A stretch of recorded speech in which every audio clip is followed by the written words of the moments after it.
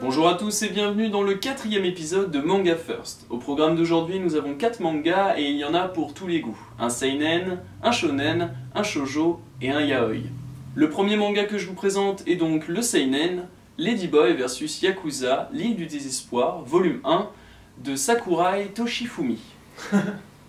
Quoi? Non mais c'est le nom de l'auteur. Oui, bah quoi? Toshifumi. Shifumi. Ah ouais. Ah mais surtout n'hésite pas, hein, si t'as d'autres remarques à faire comme ça, tu la fermes. Donc c'est un seinen à surveiller de près aux éditions Akata.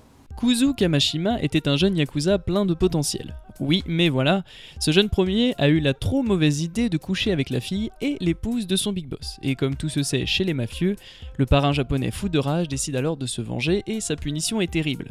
De force, il fait opérer le pauvre Kuzu pour lui retirer ses bijoux de famille. Devenu transsexuel malgré lui, Kuzu est ensuite envoyé sur la pire île du monde entier, l'île du désespoir absolu, où vivent reclus des yakuza sans foi ni loi. Ces derniers, privés depuis des années de présence féminine, voient en l'arrivée de la pauvre Kuzu un signe du destin. Enfin, ils vont pouvoir assouvir leurs pulsions sexuelles. Dès lors, commence une terrible course-poursuite entre Kuzu, pas encore habitué à son nouveau corps, et une bande de dégénérés fous furieux prêts à tout, y compris à s'entretuer.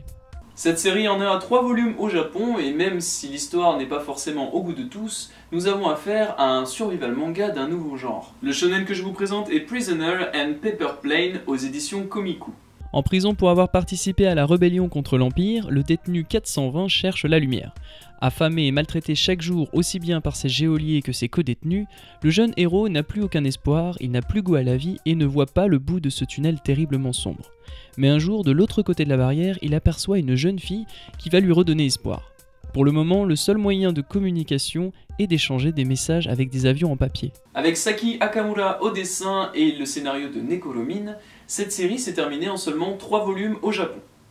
Le troisième manga que je vous présente... Alors là je t'arrête tout de suite. Quoi encore? La prochaine série nous vient de Corée, et non du Japon. Mais j'ai pas encore dit d'où ça venait. Hein. Si, puisque le terme manga désigne une œuvre originaire du Japon. Et comme le livre que tu nous présentes vient de Corée, on dit manhwa. Ah bah voilà une remarque intéressante. Bah du coup présente-le. Merci. Donc ce manhwa s'appelle La princesse de la cuisine et est sorti aux éditions Clair de Lune. Lignac, le plus beau garçon de l'école, a invité toute la classe à son anniversaire. Mais pourquoi il nous a demandé d'apporter des plats faits maison? Je veux épater Lignac. L'ennui, c'est que je suis nul en cuisine. Fort heureusement, un petit lutin va m'aider, c'est la chance de ma vie. J'ai remarqué que cette chipie rose cuisinait de mieux en mieux, mais quel est donc son secret? C'est une série terminée en 3 tomes au Japon et terminée en France aussi, puisque les volumes sortent tous les 3 cette semaine.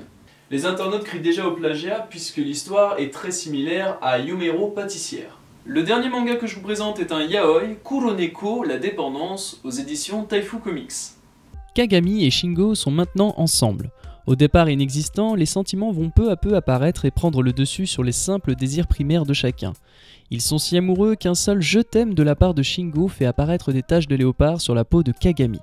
Malheureusement, quelqu'un les photographie pendant qu'ils s'embrassent. C'est un one-shot et les dessinateurs et scénaristes sont aussi derrière Kuroneko le jeu, un manga sorti en France en 2012. Et voilà, c'est déjà la fin de votre émission, on se retrouve la semaine prochaine avec toujours plus de nouveautés et de mangas. D'ici là, portez-vous bien et à la prochaine. Tchou!